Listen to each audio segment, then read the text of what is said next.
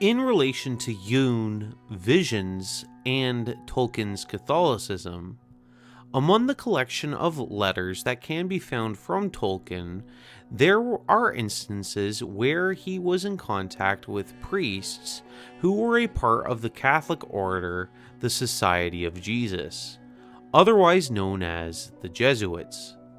Priests such as Robert Murray, David Kolb, and P. Rourke are all names within the letters of Tolkien that are tied to the Counter-Reformation order, which have a history of infiltration, espionage, and the disintegration and sabotage of entire governments.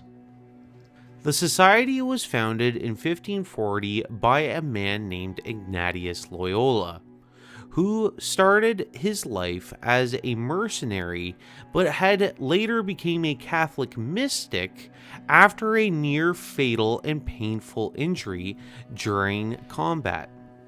It is well documented that throughout Loyola's life, he experienced dreams and visions just like Tolkien and Jung, typically of venerated Catholic saints. He was responsible for developing what is commonly referred to as the spiritual exercises of Ignatius Loyola.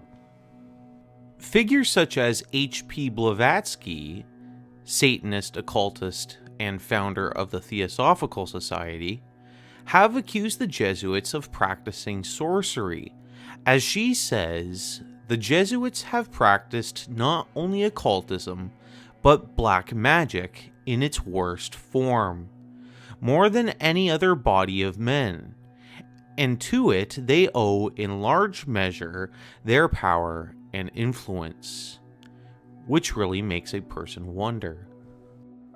This information is relevant because the Philemon Foundation, which is the estate that publishes, authorizes, and compiles the works of Jung, had recently, as of 2023, Jung on Ignatius of Loyola's spiritual exercises, which notably talks about Jung's lectures in the summer of 1939, which were dedicated to the practices of Loyola.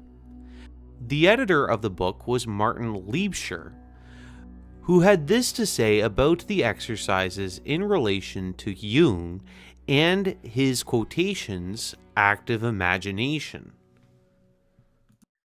Yeah, and together with Christopher Wagner, I've now finished the 1941 lectures on the alchemy and the volume that comes before that. But these three volumes, so the psychology of yoga and meditation, the spiritual exercises, and the final one, the final lecture series on alchemy, they can be read together. So we have all of them in the brackets of Jung's interest of the process of individuation.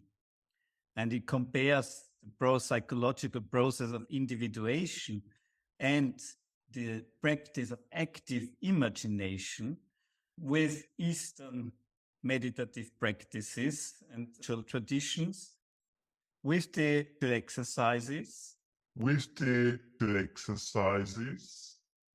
with alchemy and Hermetic philosophy, and this kind of that have a certain kind of development from one level to spiritual development through the process of meditation, but then to the process of active imagination and the individuation process on the different levels that Jung was interested to familiarize his student with.